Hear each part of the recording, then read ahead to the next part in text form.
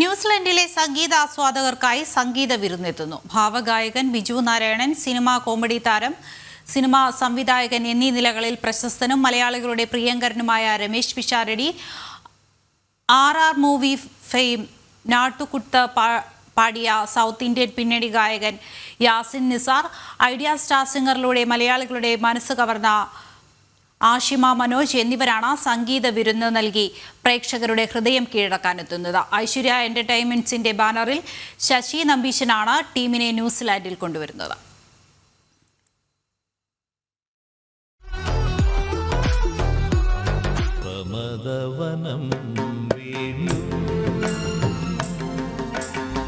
ത്രിപുരാ